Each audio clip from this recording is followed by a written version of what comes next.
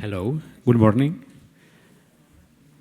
Let's start with this parallel session focused on developing sustainable, adaptive, and disaster-proof infrastructures. It's a pleasure for me to be here. I am Arnau Caral, the director of the Advisory Council for the Sustainable Development of Catalonia and also the chair of the European Network of Environment and Sustainable Development Advisory Councils. This is a very interesting, important topic. You know, we are facing climate change. We have identified some risks. Actually, the impacts of climate change are here, are there, are everywhere, as stated by the IPCC. And this is why it is important to focus on this topic of developing sustainable, adaptive, and disaster-proof infrastructures who could help us to prevent and to the risks associated to climate change, floods, etc. I'm going to give immediately the floor to the speakers because they are the most important part in the table. And let's start with Miguel Angel Gago. Miguel Angel Gago is technical manager at the TIPSA Group Resilience Department. The TIPSA Group is a world major consulting and engineering group in the fields of transportation, water, building, environment, energy. And from his responsibility, Miguel Angel is in charge of developing the resilience dimension in the projects developed by TIPSA Group.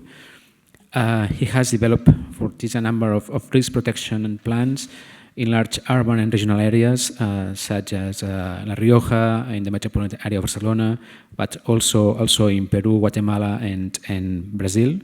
And it's your second time here in this. You are a speaker you gave a presentation in the first Barcelona Resilient Week. So welcome again to this second week.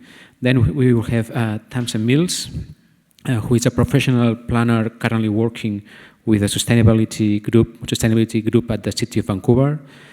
She led the development of and authored the city's climate change adaptation strategy, and she currently manages its implementation, ranging from projects to mitigate urban heat island effects, and also, you know, the prevention of how to build a resilient shoreline. She told us when she sent us her curriculum that she's passionate about working across silos to increase neighborhood and city resilience, and she looks forward to collaborating with partners on projects that consider multiple hazards, potential co-benefits, and the cycle from preparation to recovery. In previous positions, Tamsin has worked on small to large development proposals and on regional watershed planning with First Nations in Canada. And finally, we are going to listen to Aileen San Juan, who is the focal person for UN Habitat projects in Cagayan de Oro City in Philippines, where she leads the Achieving Sustainable Urban Development Project and the City Resilience Profiling Program. Then she also works with the city government of Cagayan de Oro, handling projects with international development agencies. And other than UN Habitat, she's the focal point person for USAID project on strengthening urban resilience for growth with equity project, and also the Konrad Adenauer Stiftung project I4J, governance and transparency. And she is currently the city local economic and investment promotions officer. So welcome to this session.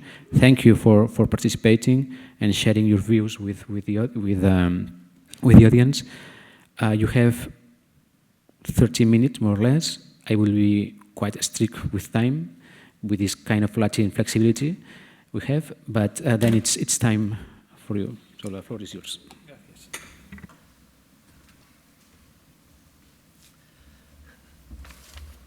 Hola. Buenos días. Yo pertenezco a la empresa TIPSA. Es un grupo de ingeniería que desarrolla sus actividades principales en todo el mundo, aunque, dijéramos, estamos sobre todo en Latinoamérica, Iberoamérica, algo en América del Norte, Europa y Asia. Nuestro marco de trabajo es planificación, diseño y construcción de todo tipo de infraestructuras, ya sean de transportes, de aguas, planificación y diseño urbano y consultoría ambiental. En particular, mi carrera profesional se ha desarrollado sobre todo en el tema de la protección civil y de las obras contra inundaciones, ya sean desde el ámbito fluvial o desde el ámbito urbano. Entonces, también junto a TIPSA hemos dado difusión de muchos de nuestros conocimientos a través de lo que llamamos ONGs académicas, jornadas donde se explican las planificaciones, ayudando a las administraciones a la explicación al ciudadano o a otras administraciones de proyectos que les atañen. El concepto de resiliencia urbana para nosotros tiene a veces en el mundo como dos versiones. Una que además es más parecida a la original, que se centraba en la reducción de riesgos. En principio eran naturales, después llegaron riesgos como los químicos o los industriales, y a esta versión de riesgos se le ha añadido los aspectos de sostenibilidad y de Smart Cities. Estos aspectos sobre todo se dan en la Unión Europea y en sociedades muy avanzadas desde los aspectos de telecomunicaciones. Sin embargo, los aspectos donde nosotros hemos tenido más relevancia siguen siendo los aspectos de infraestructuras.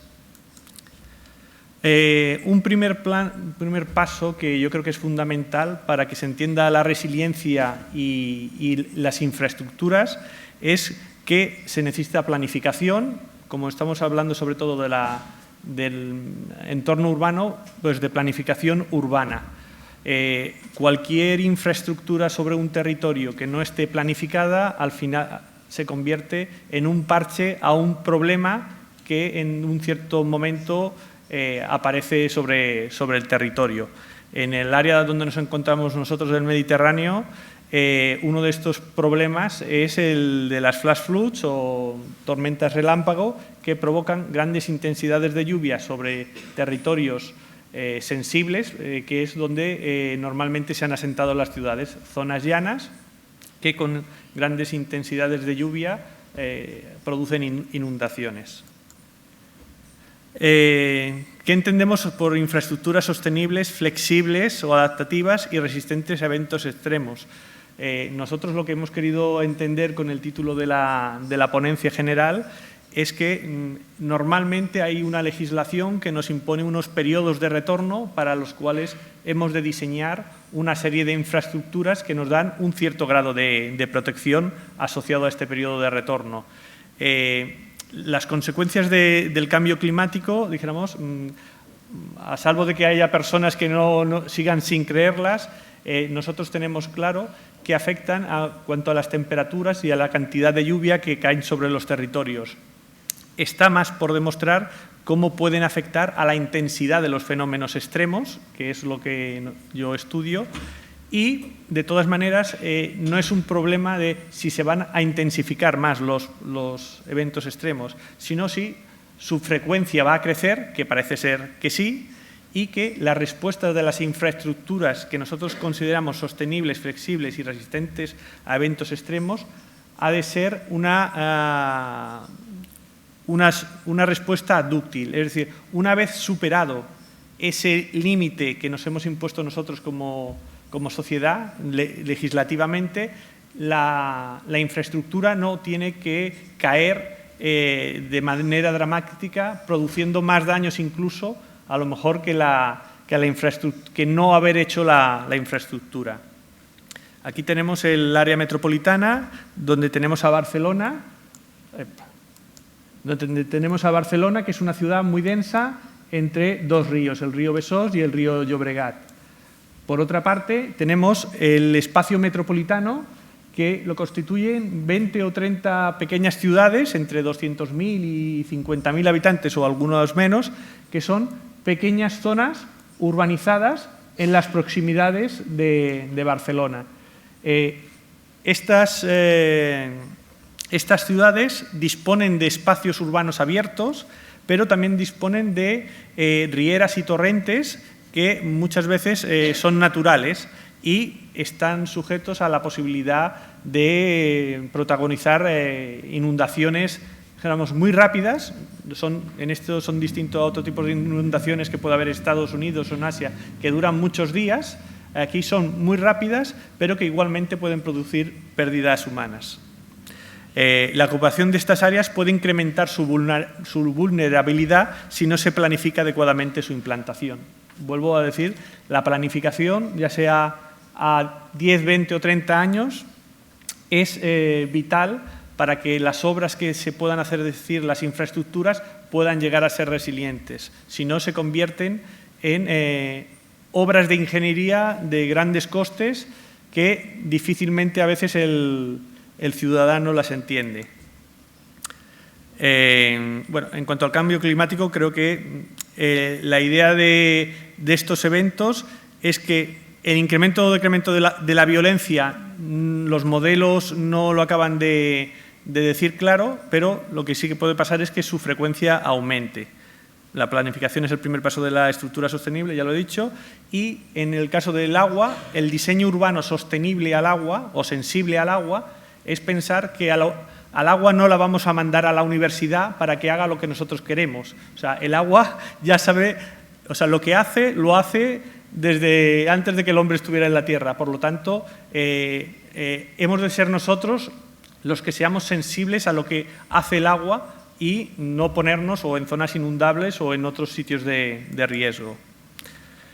Dentro del área metropolitana, uno de los municipios que ha tenido más sensibilidad y ha planificado mejor su futuro, para mí ha estado el de Viladecans, que tiene el orgullo de tener diseñado, incluso construido, el mayor número de metros cúbicos de almacenamiento para eventos extremos por persona. Es decir, ellos son un municipio de 70.000 habitantes, creo, y disponen, por ejemplo, del Parc de Cantrías, que es una balsa de retención. Es decir, funciona como un parque durante tiempo seco, que puede, dijéramos, estar simplemente, y sin embargo, cuando hay una avenida, la canalización del río tiene un alivio que inunda esta zona. Hay un sistema de alarma que hace que la gente pueda salir de la zona y no correr riesgos.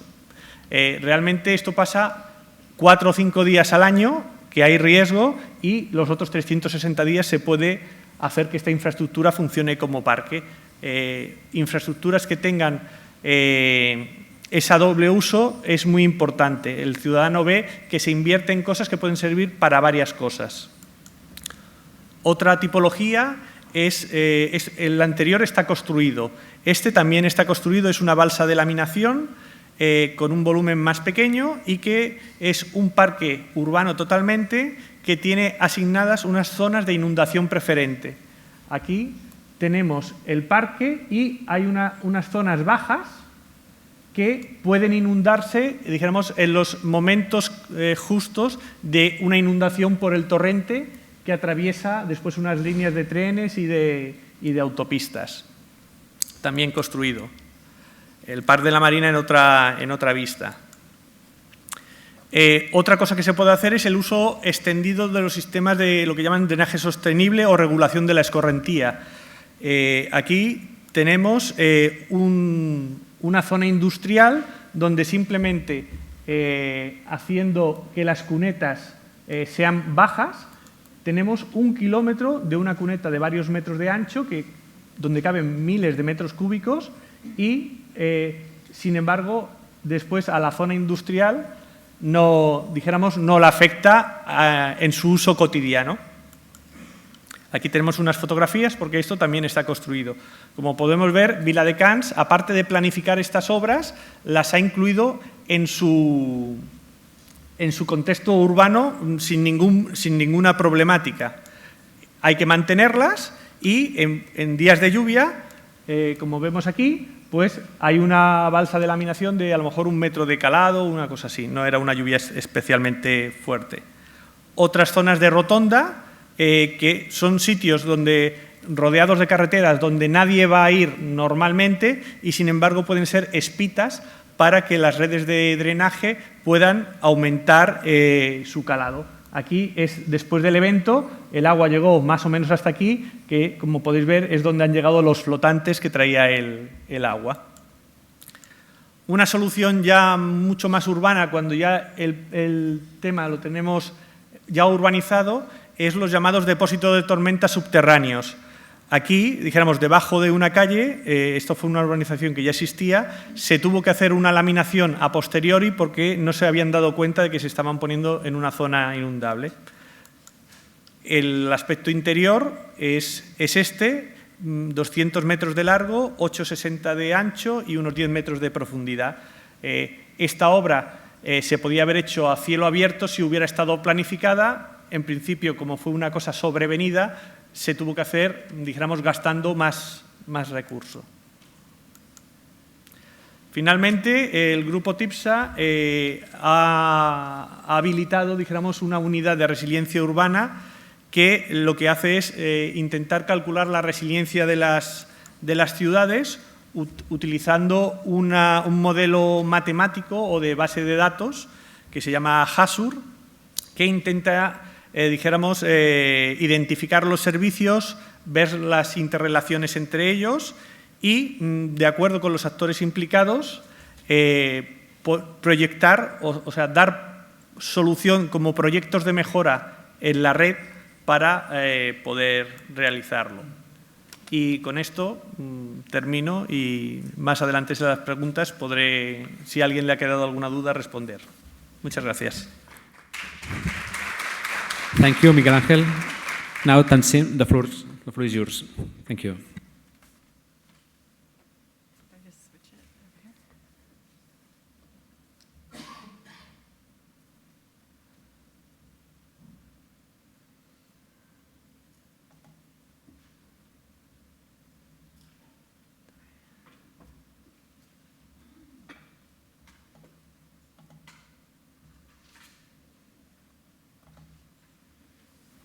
Okay, it's my pleasure to be here in this beautiful city of Barcelona.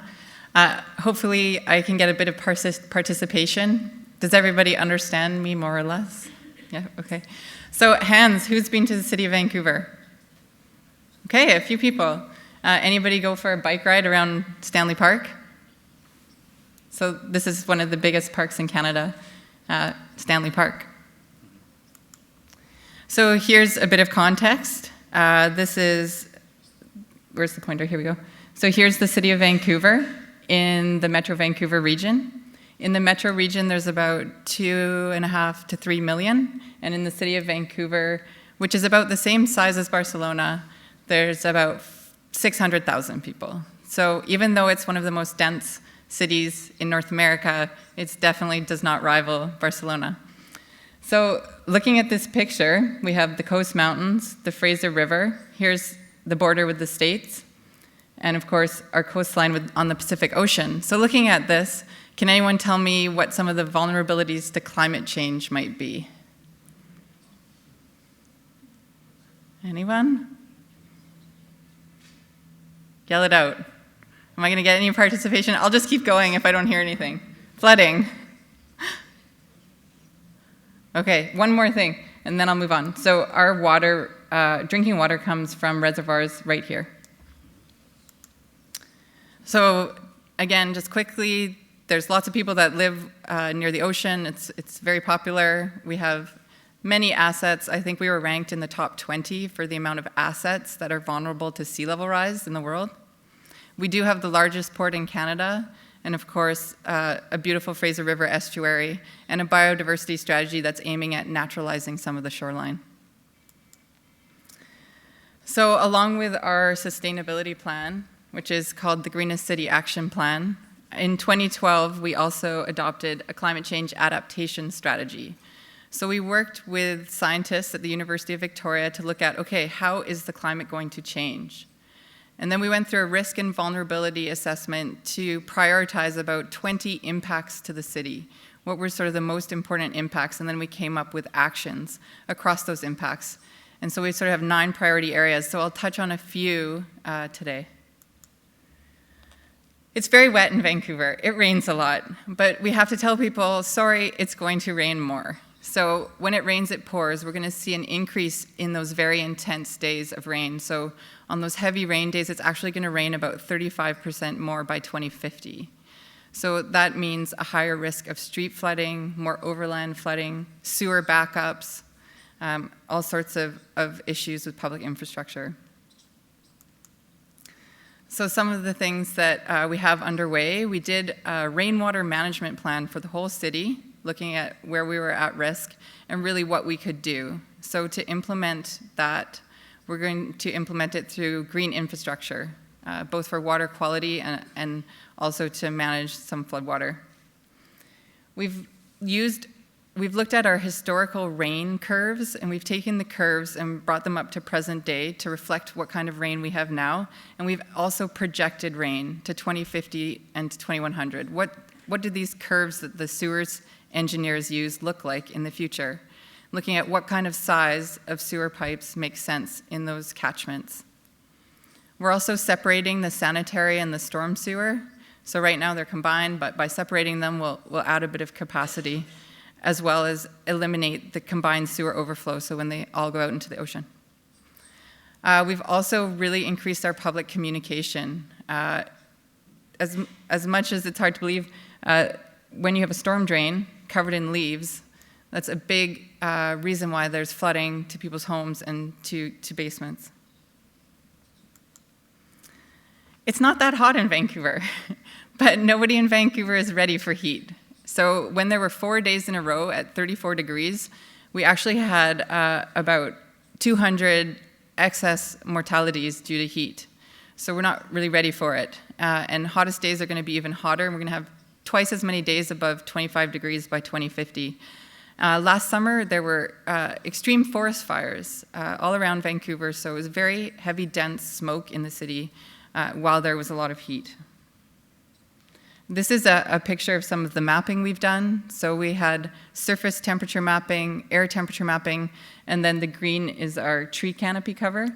I'm showing an area of Vancouver that's got a lot of health vulnerability. So we did some mapping to show health vulnerability to heat. And sort of this is one of the areas where they all combine.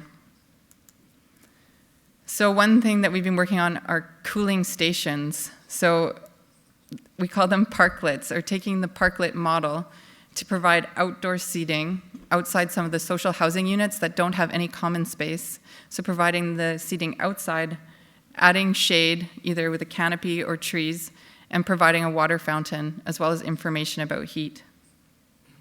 We're planting more trees, and we're trying to aim at planting those trees where we have gaps in the tree cover. None of our buildings have air conditioning, or very few have air conditioning. So trying to figure out how to cool buildings moving forward, how to retrofit older buildings to cool them.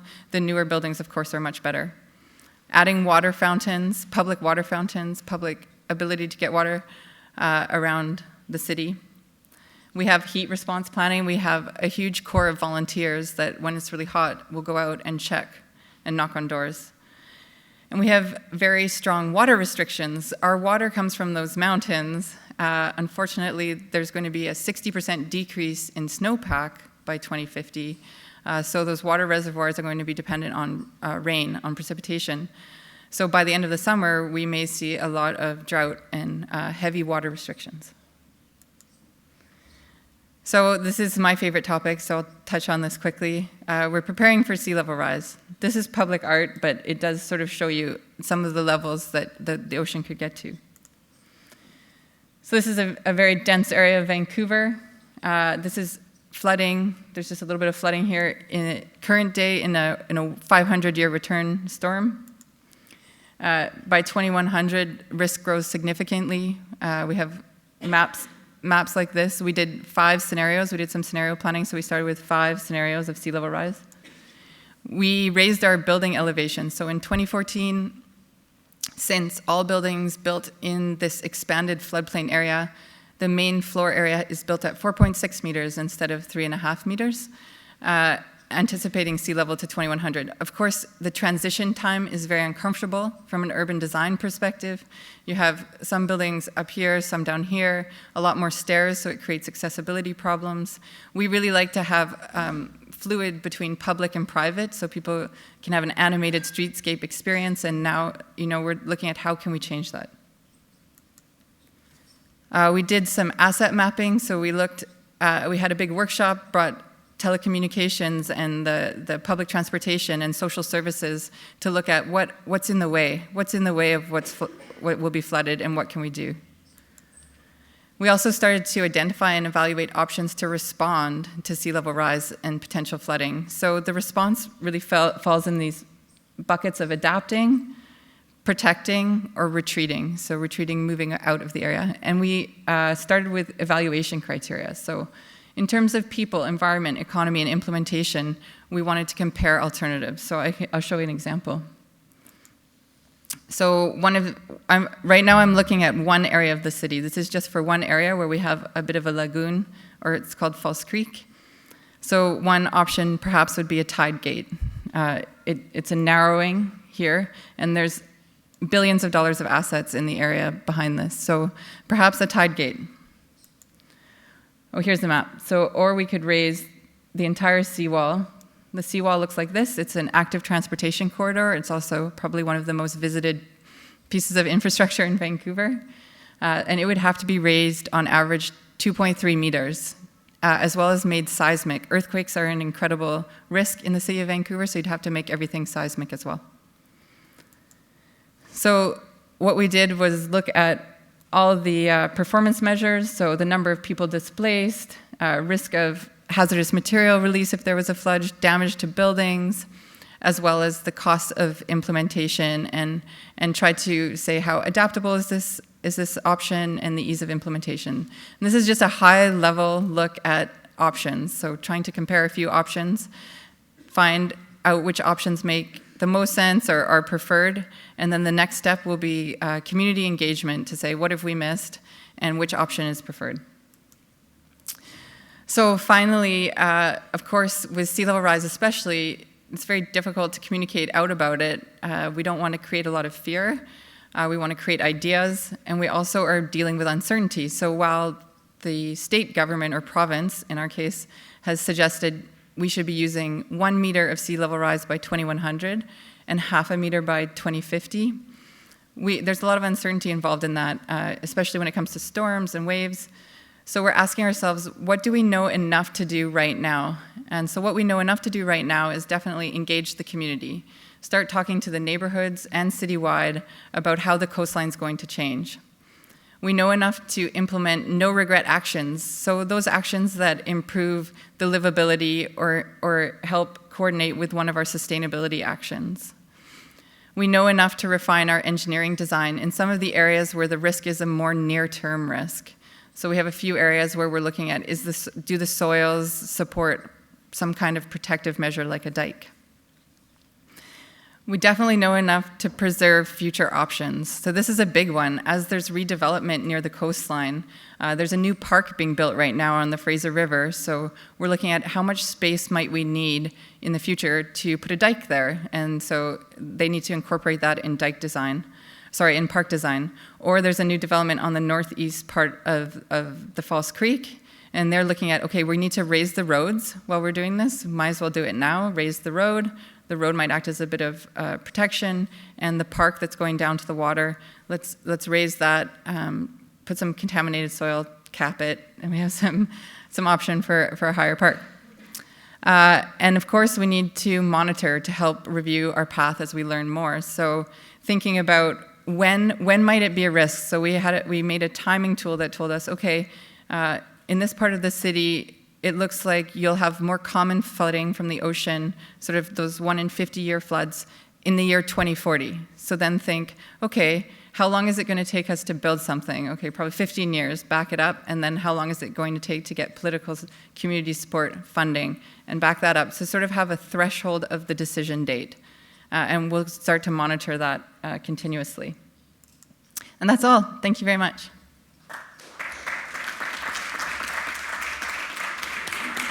You are welcome, Tasmin. Now we are moving from the north of the Pacific area to Philippines. And Eileen, you are going to tell us about your experience of your city. So the floor is yours.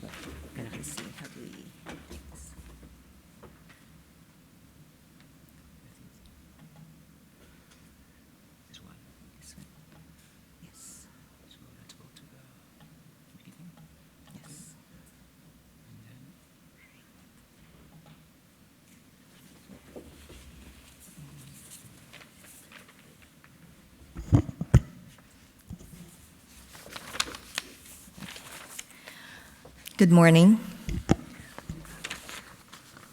All right, it's by noon. It's already noon. Let me share some of the experiences that Cagayan de Oro City has. This is in the Philippines, and we'd like to thank Barcelona Resilience Week for organizers for bringing us and sharing this to all of you.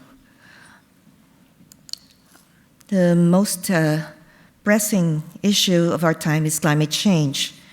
The international scientific community is unanimous in its appraisal that among the countries hardest hit by climate change, especially the now apparent phenomenon of global warming, are the island nations of the Asia and the Pacific. An archipelago of 7,100 islands, the Philippines is in the dead center of this primary danger zone, and to that is being in the cusp of the Pacific Ring of Fire. One can say, in all honesty and resignation, that in the Philippines, we've got it all: cataclysms of earth, wind, water, fire. The Philippines is an archipelago and has 3 major island groups, namely Luzon, Visayas, and Mindanao. And it has more than 36,000 kilometers of coastline, making it susceptible on all sides to weather disturbances and changes in the surrounding areas. The Philippines has a total population of 92.3 million. But in the midst of these natural disasters and calamities in recent years, there is hope. My hometown of Cagayan de Oro City in the southern Philippine island of Mindanao is creating a buzz nationwide and even internationally for its story of resilience, its amazing experience of bouncing back in one piece after an evening of massive deaths and horrifying destruction. At the end of 2011, Christmas was stolen from us. We had none of the season's good cheer. It was instead a season of mourning. Typhoon Sendong, internationally known as Tropical Storm Washi, swelled our rivers which came tumbling down into the lowlands and floodplains, flooding the city proper right into the heart of this traditional business district. Typhoon Sendong affected more than 20,000 families and hundreds of casualties. It caused about 4.9 billion peso damage in the city. The disaster's footprint was created in a series of science-based maps which laid bare our city's extreme vulnerability to natural and weather-induced disturbances and shocks. A companion series of maps projected that what would happen if certain geohazard factors would exert pressure in strategic topographic markers. Our city proper would be inundated. These are flood maps, projections. In the aftermath of the 2011 disaster, our community successfully managed to navigate through all the emergency response, humanitarian aid, and development assistance, and consolidate them into a comprehensive blueprint for bouncing back with our human dignity intact. Mandated by the National Risk Reduction and Management Act, funding for disaster risk reduction management comes from 5% of locally generated revenue. Never again became the city's battle cry. Relocation sites of families and informal settlers within the danger zones were established. Currently, Cagayan de Oro City has 18 relocation sites covering 83 hectares and housing about 7,000 families. The city government established a network of evacuation sites that would become a safety net when disaster strikes anew, coupled with the need of classrooms for elementary and secondary students. The city constructed school buildings that has the third level designed for evacuation centers. These are constructed in strategic areas around the city. Crucial to these network sites is a central command station that would serve as a convergence of all this disaster risk reduction management. This would be Oro Central. Oro Central is conceived as a sustainable green building in the heart of the city with a 4.8-hectare floor area featuring 200 classrooms for 8,000 students. The city will build this structure late this year. Aside from being a public school, Oro Central can be utilized as a learning center for climate change adaptation, with its actual features serving as demonstration areas in urban gardening through agricultural roof gardens, water conservation through rain harvesting, and renewable energy, among others. In the event of a disaster, Oro Central will be an evacuation center and disaster command center and able to host 10,000 evacuees in its covered and open spaces, which will be converted into temporary shelters. Complementing this bold initiative is a concerted effort at urban renewal. A key project in this regard is the rehabilitation of a major waterway in the city proper called Bitanag Creek. This creek of 11.5 kilometers stretch runs through the city's central business district and is a source of flooding every time torrential rains occur, even for a few minutes. A major program is undertaken to mitigate floods and rehabilitate this creek. A project with UN Habitat is underway, establishing a 3-kilometer linear park that would provide access and cleanup as well as use of the area for recreation. This is planned to be replicated in other parts of the creeks and other creeks in the city. But the matter of the river is also being addressed head-on. A 12-kilometer mega dike amounting to 5 billion pesos will be constructed along the Cagayan de Oro River. This will be funded by the Japan International Cooperation Agency, or JICA, through a grant and loan. The project will affect 15 barangays, or these are villages, involving 1,087 households. Part of the dike is a 12-foot flood wall made of sheet piles, which will become a tourist walkway and parking area. Looking at the long term, our city government has partnered with UN Habitat in drawing up plans to move the city proper from the downtown area to the urbanizing uptown area.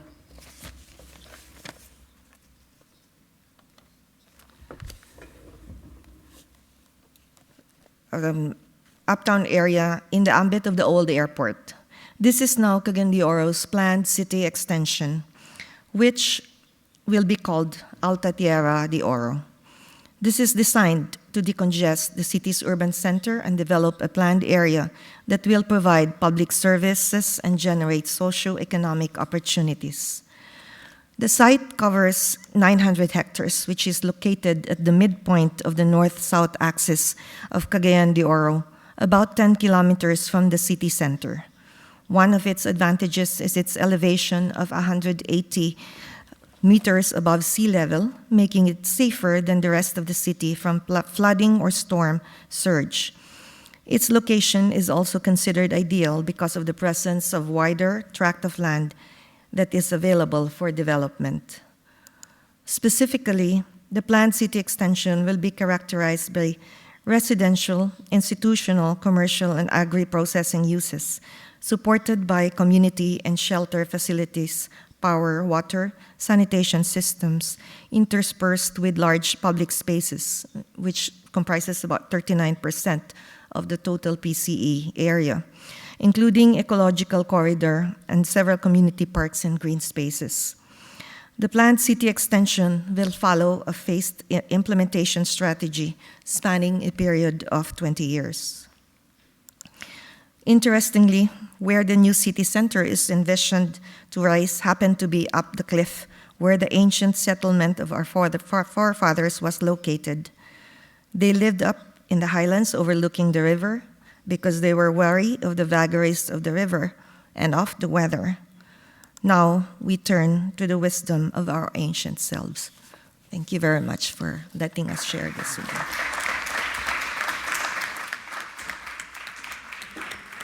Thank you, Eileen, for you have managed the time in a very perfect, in a very good way.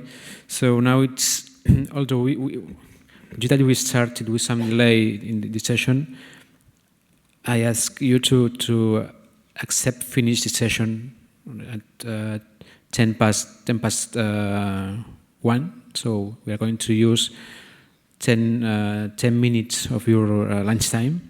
So, and if you don't mind, so I will like to open the floor to the audience. Some questions from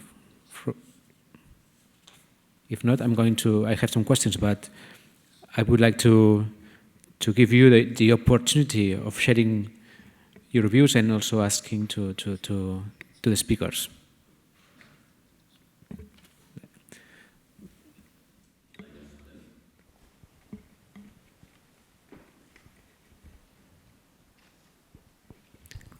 Please, Thank you. Could you introduce yourself? Absolutely, yes. Thank you.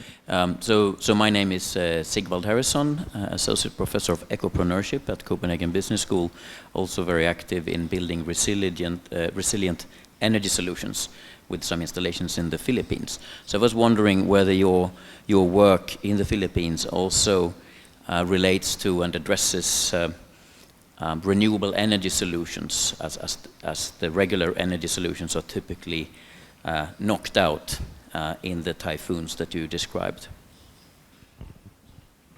Right now, yes, those are some of the directions that we are taking as far as energy.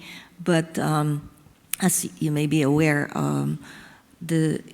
especially in Cagayan de Oro, power is largely controlled from the national government, and some of the projects that have actually come out are now on solar power plants that are being established in some parts of the island, Mindanao. But it's contributing to a national grid that's also that supplies the city. Any other question from? You can use both English or Spanish, so don't hesitate to. So well, let's start with let me ask you something. So one of our as a council, one of our main worries is how do we engage people in resilience issues. I mean, we have really excellent or very effective infrastructures, some that need to be integrated into urban and land use planning, because if we don't integrate them into urban and land use planning, then it's like a kind of end of pipe solution, which other effects and other impacts. But the issue here is how do you, from your experience, engage people, the communities, in this transition towards more resilient cities or areas, or in your case, projects. I know it's a very wide question, but we are very interested in how to, when we speak about smart cities, everything is smart, but citizens are not there many times. It's a smart solutions without smart citizens sometimes. So in this case, how do you engage people in your projects? I can start? Yeah, so you and then Eileen and then... Well, I think that's a big question we have as well, is how to talk about resilience, especially sea level rise with the community. One thing that we've done so far is to engage the community on sustainability issues. So we have a very active, engaged population in terms of green infrastructure and clean water and access to nature. So in talking about those things, we also bring in how the climate might change and how we need to prepare. So those messages do get integrated.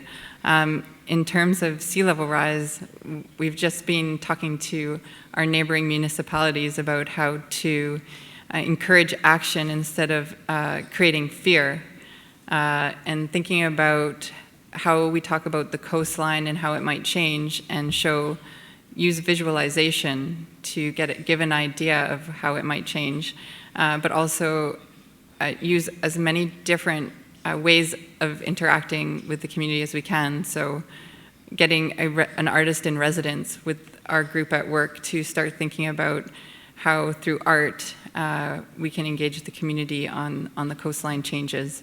So I think I'd love to hear from everyone here on things that have worked, but certainly I think trying to get people to think about resilience or preparation for climate change in their home at a household level is tricky.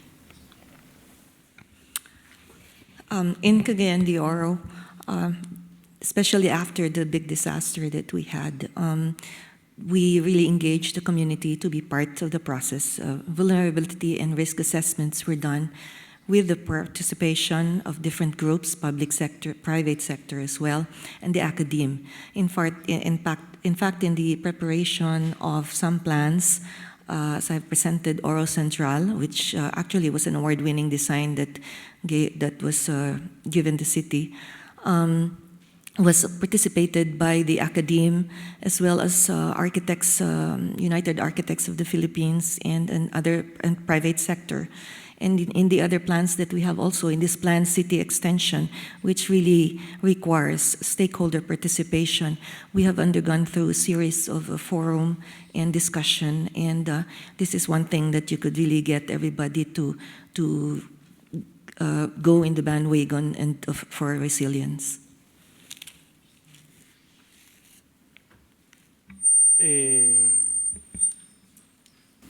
Desde el punto de vista de una ingeniería, este proceso normalmente viene liderado por las administraciones.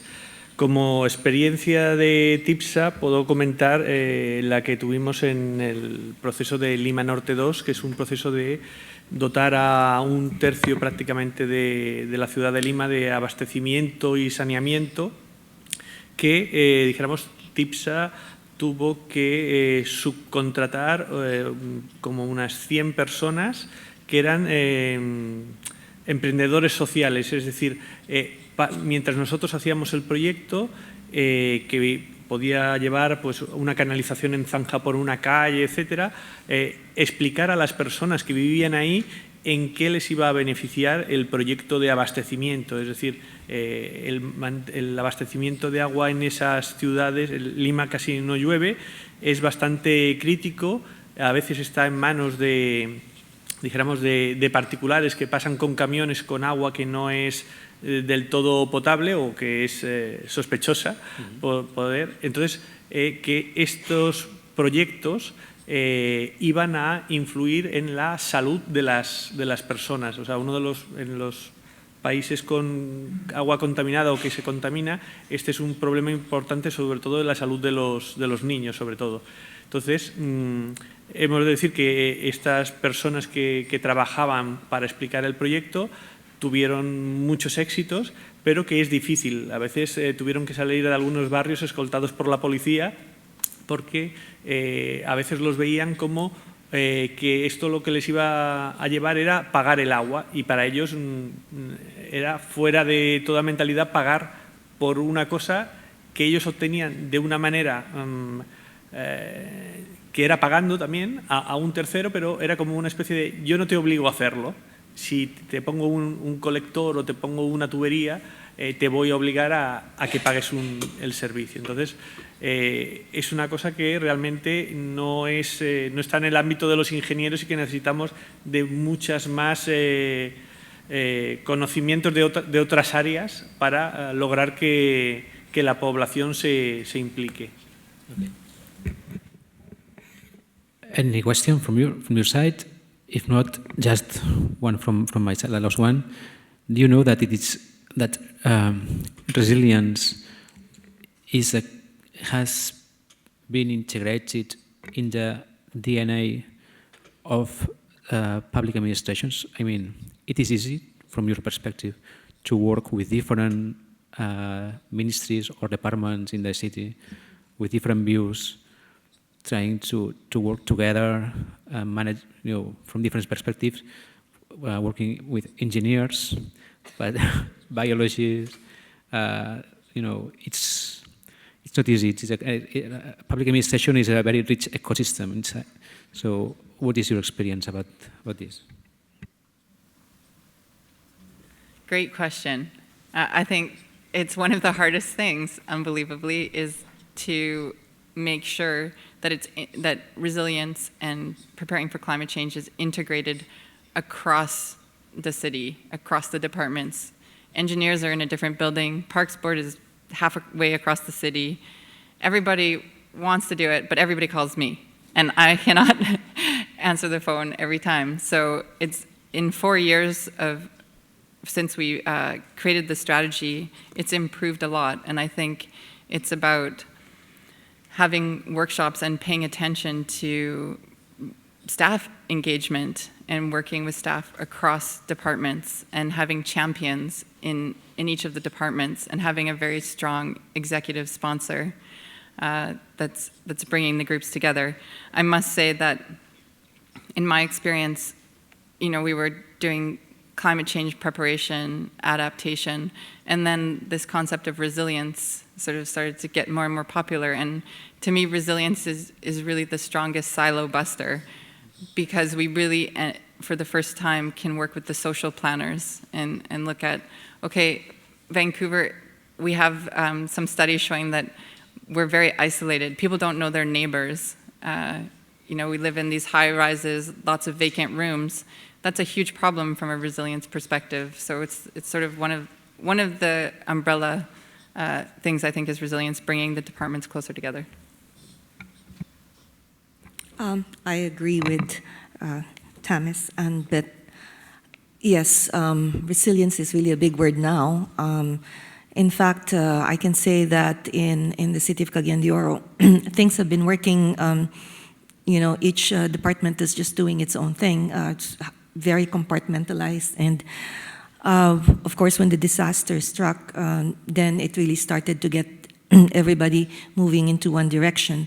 But again, we can still see that it still needs a lot of coordination, and it's not just disasters that we need to address, but there are other things, especially also in the area of Mindanao, where in peace and order is also an issue. And so that's something that we need to work on, and we just really need to network with a lot of other agencies and organizations. So the last opportunity? No? Okay, so we're going to finish this session. I really thank you for being here. It has been very, very easy to moderate and everything. So I wish you very pleasant stay here in Barcelona, but also I thank you for the job you are doing at home and here in Barcelona. So thank you very much. And thank you also to you. Just some practicalities. You have lunch is taking place at Sala Hipòstila, which is accessible from the main building. If not, you will see some people and some signals. Then also it is very important to be on time for next session, obviously, which starts at 2:30. And please, very important, retire legislation headsets to the registration desk during the lunchtime. So thank you very much, and let's build a more resilient society. Thank you.